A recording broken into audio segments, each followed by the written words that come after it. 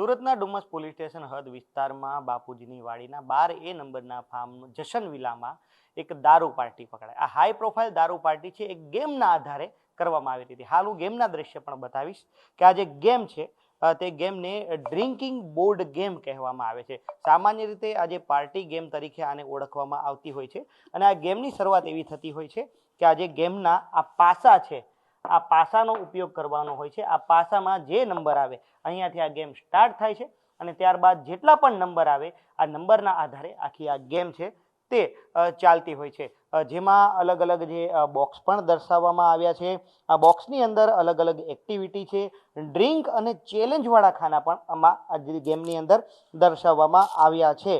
મહત્વની વાત છે કે એક શોટ એટલે કે એક વખત ડ્રિંક કરો, ડબલ શોટ એટલે કે 2 વખત ડ્રિંક કરો, 5 સેકન્ડ સુધી સતત ગ્લાસ ખાલી ન થાય ત્યાં સુધી તમે ડ્રિંક કરતા રહો।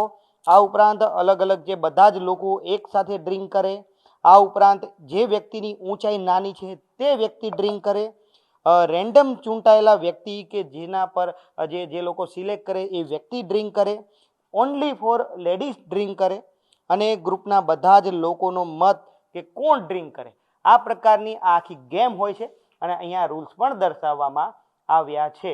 1, 2, 3, 4 આમાં અલગ અલગ પ્રકારના ચેલેન્જીસ આપવામાં આવે છે। ખાસ કરીને જ્યારે આ ખાનામાં જે કોઈ વ્યક્તિનો નંબર આવતો હોય છે તો ઓનલી ફોર લેડીઝે ડ્રિંક કરવું પડતું હોય છે। આ ખાનાની અંદર જ્યારે કોઈ વ્યક્તિનો નંબર આવે છે ત્યારે તેમને એક સાથે 2 શોટ એટલે કે 2 વખત ડ્રિંક કરવું પડી રહ્યું હોય છે। આ ખાનામાં જ્યારે જે નંબર આવતો હોય છે ત્યારે ફ્લિપ કોઈન એટલે કે આ એક કોઈ કોઈનની રમત છે। અહીંયા જ્યારે કોઈનો નંબર આવતો હોય છે ત્યારે એક વખત ડ્રિંક કરવું પડતું હોય છે।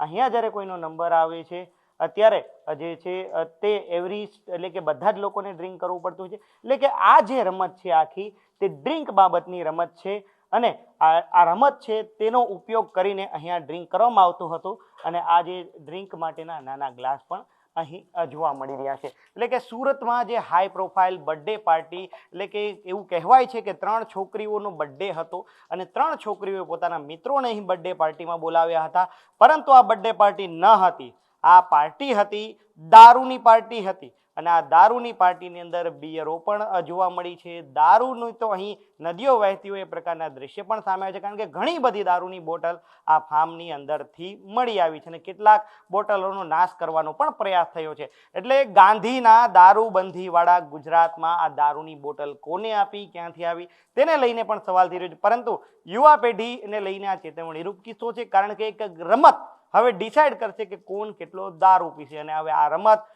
છોકરીઓમાં પણ આવી છે, છોકરીઓના બર્થડેમાં પણ જોવા મળી રહી છે। એટલે કહી શકાય કે યુવાનો એટલે કે જે માતા પિતા છે યુવાનોના તેમના માટે આ એક લાલ બત્તી સમાન કિસ્સો છે કારણ કે તેમના બાળકો શું કરી રહ્યા છે તે માતા પિતાને નથી ખબર। કેમેરા પર્સન કે થયો ગાછા સાથે વિદ્રુપાપરા ન્યૂઝ કેપિટલ સુરત।